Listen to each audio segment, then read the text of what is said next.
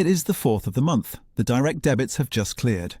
You open the banking app, the one you check before you check your messages, and you do the arithmetic you have done so many times that it is practically automatic now. Rent, gone. Council tax, gone. The Oyster card auto top-up, the energy bill on a variable tariff you keep meaning to switch, the subscription you forgot to cancel in February, and then the number left, the actual number, the one you will be navigating around for the next 26 days. That quiet pressure in your chest. Not panic, never quite panic, just arithmetic. The weight of it. This is London. The bills are bigger here.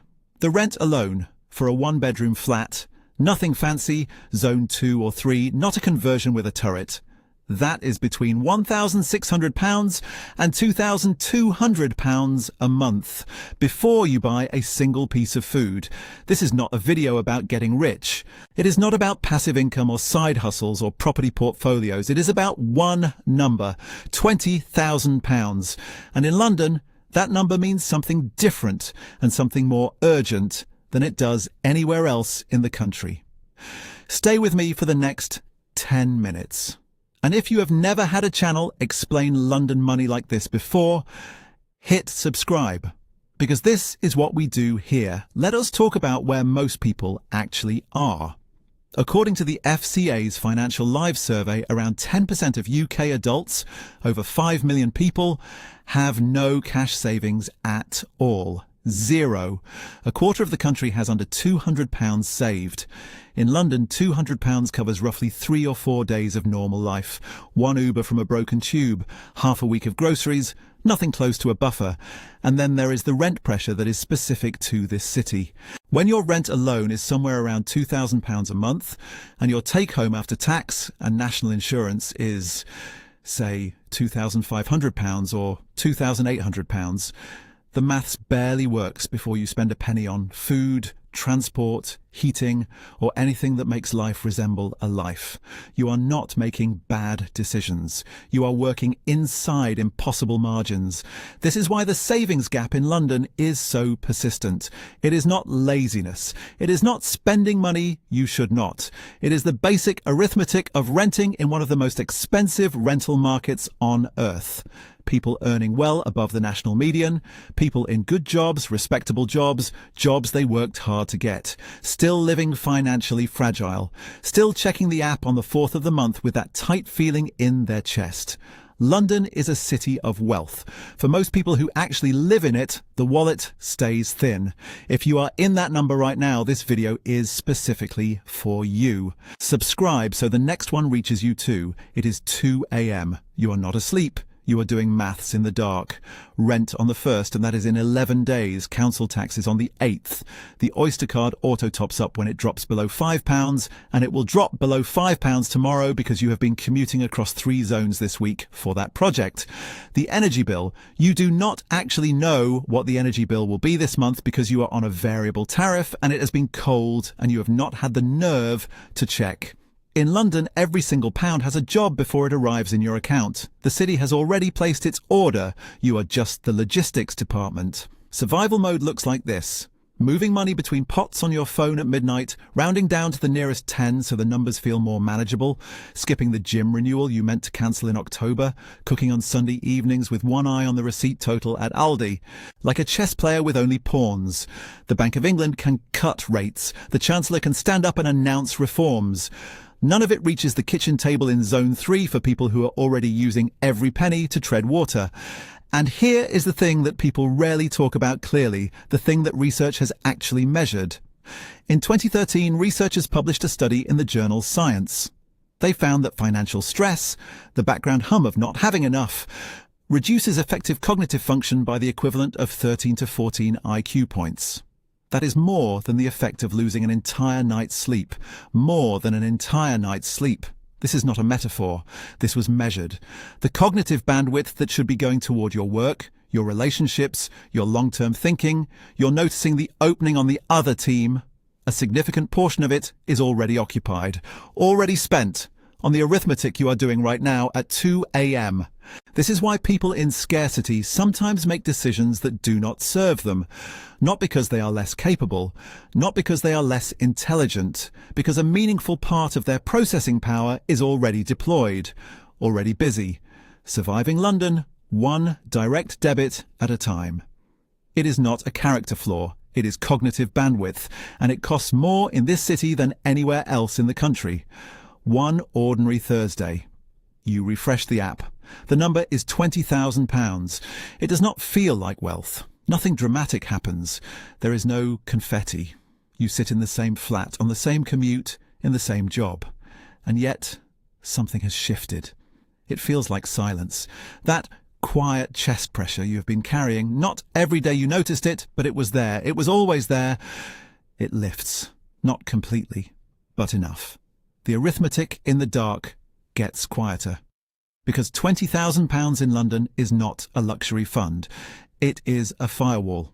A wall of bricks between you and the specific disasters that this city throws at people.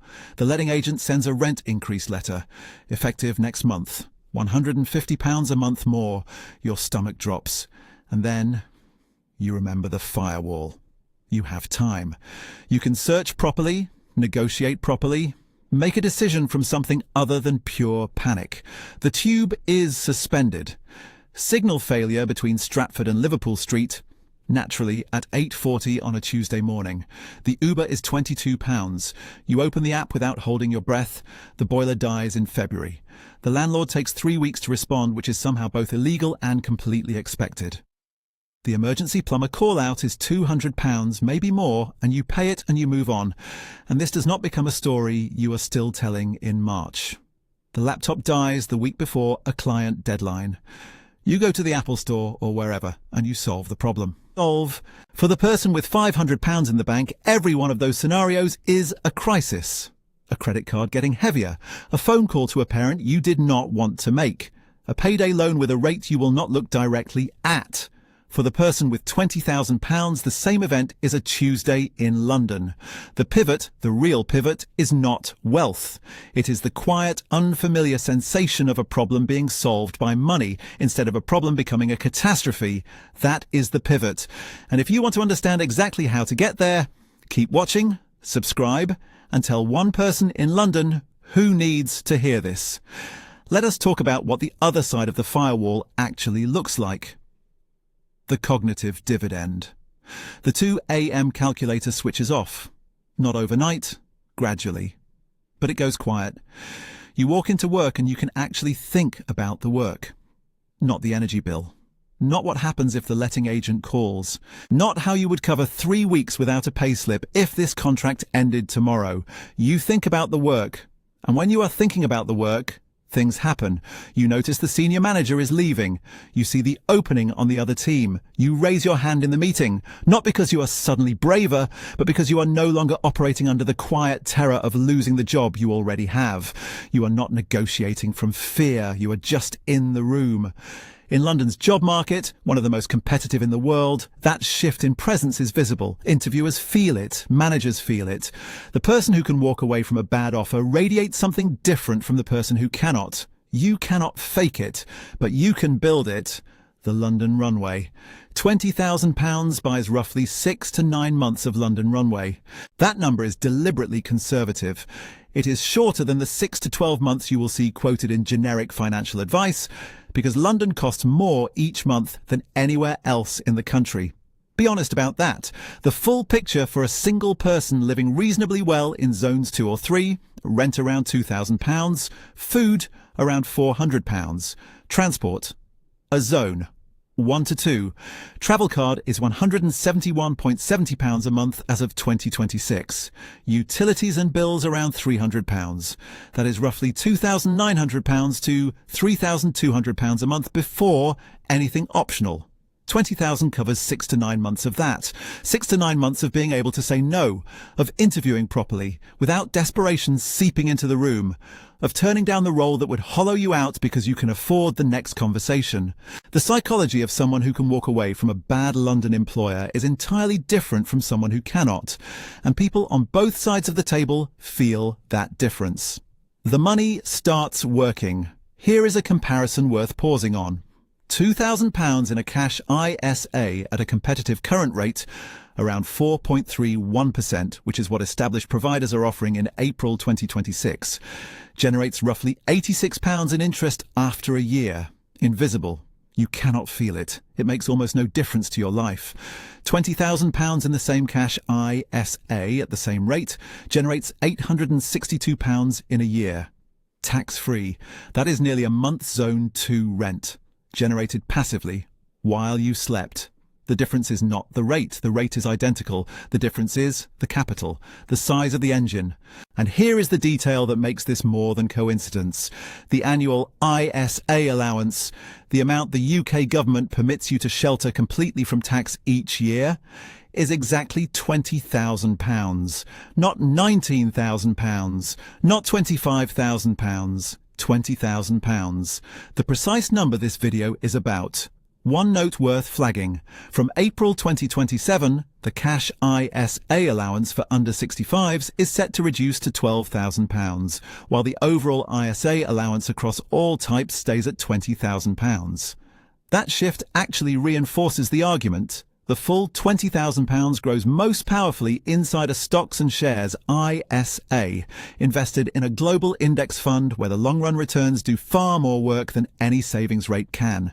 Once you can see the fruit, you plant more trees. A stocks and shares ISA, a global index fund, the beginning of an investment portfolio that actually has something to compound on. Money at this scale begins to work in the background. The way a quiet, reliable employee turns up every morning whether you clock in or not. That is the kind of number that changes how you think about saving. If this is landing, subscribe. There is a lot more of this kind of thinking on this channel. Negotiating power. London has some of the highest salaries in the country. It also has some of the highest costs of negotiating from a position of fear. When you have £20,000 in the bank, something changes in salary conversations.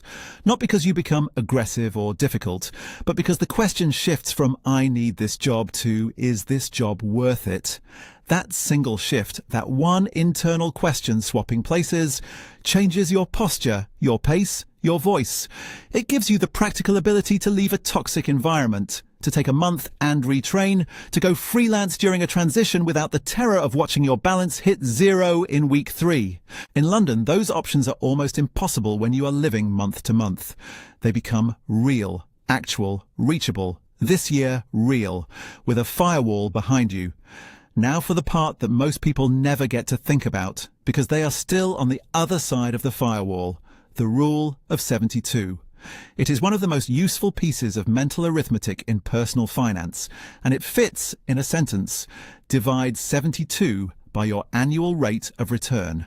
The result is roughly how many years it takes for your money to double. Over the long run, a globally diversified equity index fund has historically returned approximately 7% per year in real terms. That is after inflation, the number that actually matters for your purchasing power. At 7%, money doubles roughly every 10 years. That is the rule of 72 applied to a global index fund, and it is the reason this vehicle sits at the center of most serious long-term financial plans. Apply that to £20,000 invested in a stocks and shares ISA at age 30, 30 to 40, £40,000, 40 to 50, £80,000, 50 to 60, £100, 1,000, 50 to 60, £160,000, 3 doublings, 30 years, and that is before a single further pound is added. Add monthly contributions, £200, £300, whatever your London life allows, 100, whatever your London life allows, and the trajectory changes substantially from there. A 7-figure total by retirement is not fantasy. It is compound interest behaving exactly as it always has. But here is the quiet truth underneath all of that. Without that first £20,000, none of the engine runs. The fuel exists, the mathematics exists, the ISA wrapper exists, the markets exist. But the tank needs filling before anything moves. £5,000 cannot do this work at scale. £10,000 starts to, but slowly. £20,000 is the first number large enough that compound interest has something real to work with, something it can get its hands around. In London, getting to £20,000 may take longer than it would elsewhere. The margins are tighter, the rent is heavier, the cost of just existing in this city is higher than almost any other in the world. Getting there may require deliberate choices that feel uncomfortable. Months of cooking, months of skipping things, months of moving money into savings before your brain registers it as available to spend. But the prize at the end is identical to anywhere else. And in a city that never stops costing money, in a city where the absence of a firewall is felt every month, in the dark, in the arithmetic, the prize is worth more. £20,000 is not a destination, it is proof. Proof that for a sustained period of your life, in one of the most expensive cities on earth, in a city that is very good at finding reasons for your money to go somewhere else, you directed more money inward than outward. You held the line. Month after month you held it. The people who reach £20,000 in London rarely stop there. Not because they are greedy, not because they turn into a different type of person overnight, but because the habits that built it do not switch off. The discipline that moved money into savings before spending becomes the discipline that builds an ISA. The person who built the firewall already knows how. They have become, without quite noticing, the kind of person who saves, in a city where most people feel they cannot. And that kind of person, given time, given the compounding engine, given the quieter version of the arithmetic at 2 a.m., ends up with options, real ones, not just financial options, life options. So the next time you stare at your banking app on the 4th of the month and feel that familiar pressure in your chest, remember, you are not failing. You are simply on one side of the firewall, and the firewall is buildable. £20,000, the number where everything changes. Even in London, especially in London, £20,000, the number where everything changes even in London, especially in London. If this video did something for you today, subscribe and share it with someone in this city who is still on the other side of that firewall.